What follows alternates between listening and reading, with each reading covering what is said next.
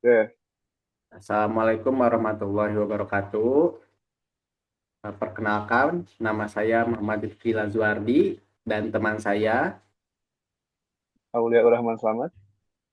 Di sini, saya dan teman saya akan menjelaskan dampak penerapan PSAK 73 terhadap laporan posisi keuangan perusahaan penyewa. Tugas ini disusun untuk memenuhi tugas mata kuliah akuntansi keuangan. Next, Mas. Yang pertama yaitu latar belakang. Sebelum tahun 2020, standar akuntansi yang mengatur sewa di Indonesia adalah PSAK nomor 30. Nah, dalam PSAK nomor 30 ini, sewa pembiayaan hanya sewa pembiayaan yang diakui di neraca. Lalu, sewa operasi hanya beban dan tidak ada di neraca dan potensi manipulasi informasi keuangan pun sangat tinggi.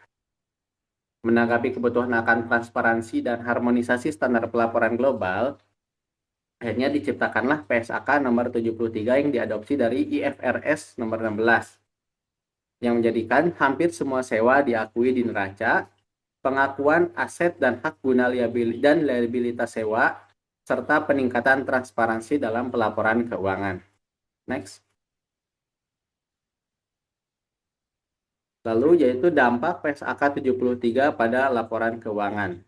Yang pertama yaitu adanya peningkatan aset dan liabilitas. Karena adanya pengakuan aset dan liabilitas, maka aset hak guna dan liabilitas sewa baru.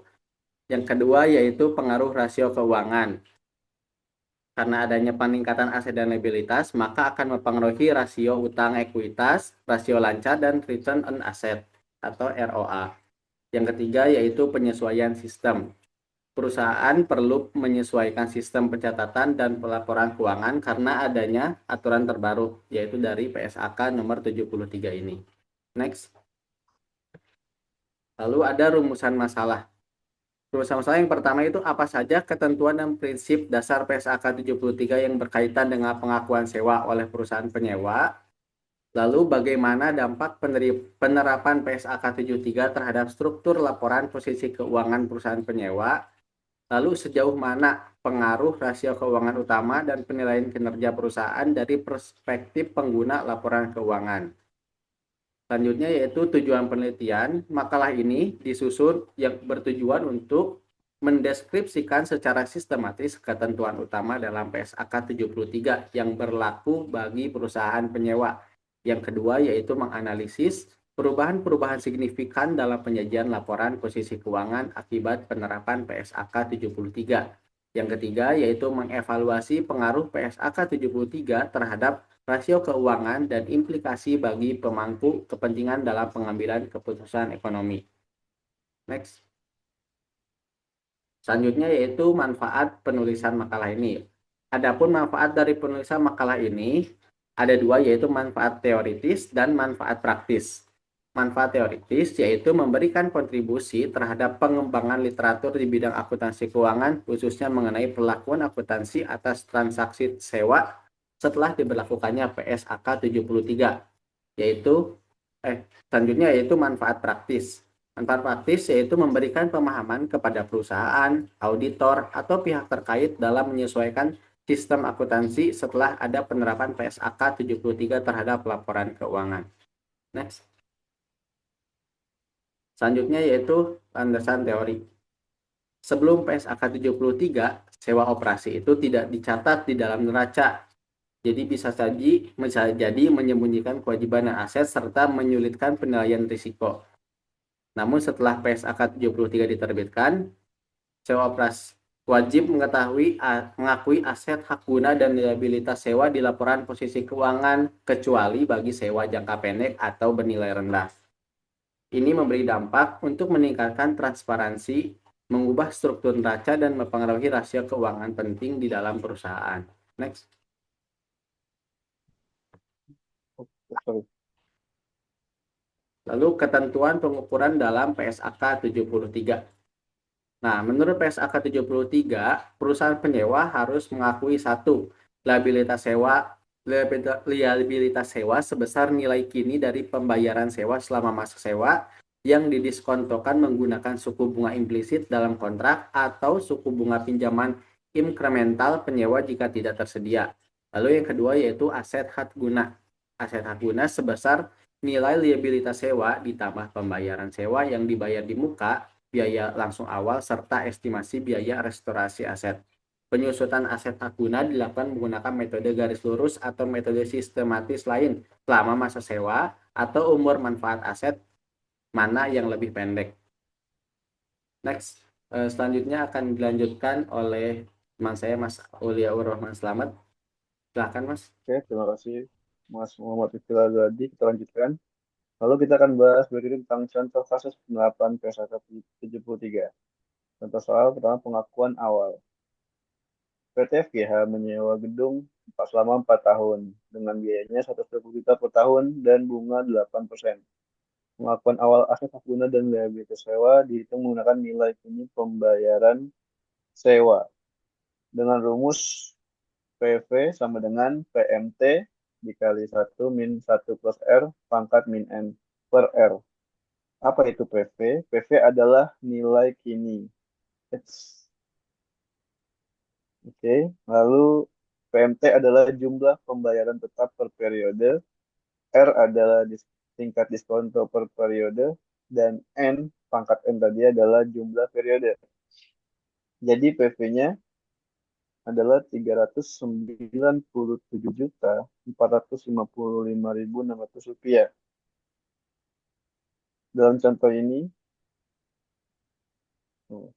liabilitas sewa dan aset hak guna masing-masing sebesar itu. Lalu contoh kedua, penyusutan pembayaran tahun pertama.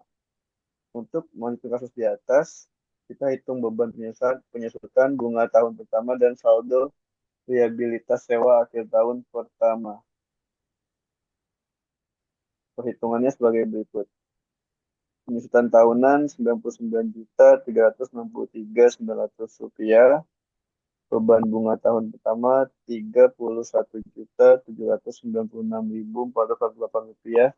Pembayaran sewa 120 juta, pengeluaran pokok 88.203.552 rupiah, dan saldo liabilitas akhir tahun adalah 309.252.048 rupiah.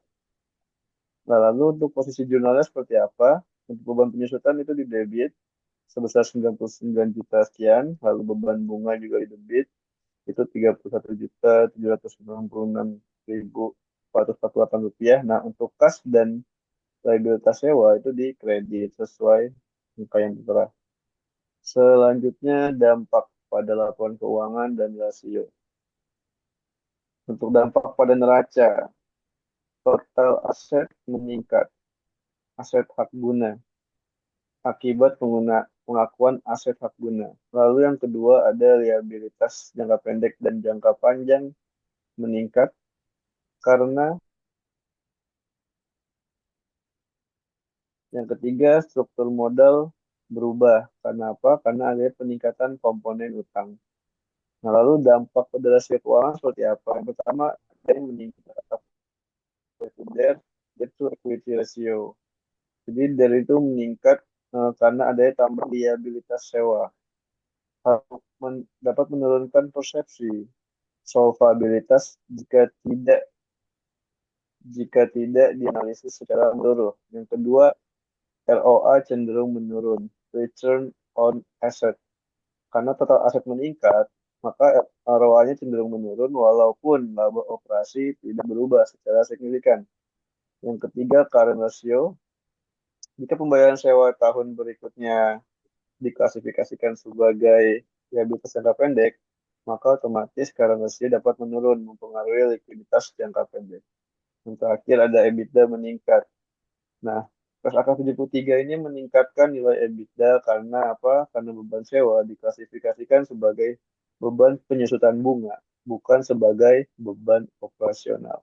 Nah, perubahan-perubahan ini mencerminkan posisi keuangan yang lebih transparan, bukan penurunan kinerja. Selanjutnya, apa sih implikasi praktis bagi perusahaan? Yang pertama adalah inventarisasi kontrak. Jadi, melakukan inventarisasi dan evaluasi kontrak sewa untuk menentukan kewajiban yang perlu diakui. Yang kedua, model perhitungan. Mengembangkan model perhitungan dan penilaian diskonto, terutama jika jumlah sewa signifikan dan berjangka panjang. Yang ketiga adalah terkait kebijakan pengungkapan. Jadi menyusun ulang kebijakan pengungkapan laporan keuangan karena PSAK 73 mengharuskan pengungkapan yang rinci mengenai ketentuan sewa, kontrak sewa, jumlah liabilitas sewa, dan dampak keuangan lain. Berikutnya adalah kesimpulan dari PSAK 73 tentang sewa ini apa? Yaitu transformasi pelaporan, karena PSAK 73 mewajibkan pengakuan aset hak guna dan liabilitas sewa, kita meningkatkan transparansi, lalu perubahan strategis menuntut peningkatan sistem informasi, dokumentasi, dan SDM keuangan. Nah, network keuangannya meningkatkan total aset dan kewajiban, mengubah rasio keuangan seperti DER dan LOA yang dijelaskan tadi sebelumnya, dan yang terakhir adalah harmonisasi global. Langkah maju menuju harmonisasi akuntansi nasional dengan IFRS, meningkatkan kualitas keputusan. Jadi yang dari kelompok kami, saran untuk perusahaan penyewa berdasarkan hasil pembahasan dan kesimpulan yang telah diuraikan, ada beberapa saran. Pertama, bagi evaluasi kontrak ini bagi perusahaan penyewa. Perusahaan hendaknya melakukan evaluasi menyeluruh terhadap seluruh kontrak sewa aktif untuk memastikan kepatuhan PSAK 73. Selain itu penting untuk meningkatkan kapabilitas sistem pelaporan dan sumber daya manusia agar proses pengakuan dan pengukuran aset hak guna serta liabilitas sewa dapat dilakukan secara akurat. Lalu lalu tingkatkan kapabilitas. Nah, kalau ini perkuat sistem eh, dan perkuat sistem pelaporan dan SDM untuk akurasi pengakuan aset dan liabilitas sewa. Oke, untuk pemangku kepentingan, untuk auditor dan akuntan publik. Yang pertama untuk apa? Auditor memahami interpretasi PSAK 73, validitas asumsi dan pengungkapan yang memadai. Lalu untuk regulator atau pembuat kebijakan harus terus memberikan sosialisasi, bimbingan teknis atau BIMTEK, dan juga pedoman PSAK 73 terutama untuk kalangan UMKM, rekan-rekan kita di kelompok usaha ya. Lalu peneliti dan akademisi harus mengkaji lebih lanjut dampak dari PSAK 73 secara sektoral dan longitudinal.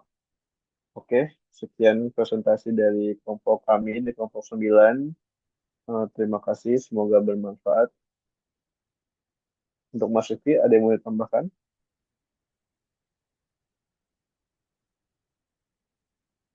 Oke, sudah cukup. Terima kasih. Wassalamualaikum warahmatullahi wabarakatuh.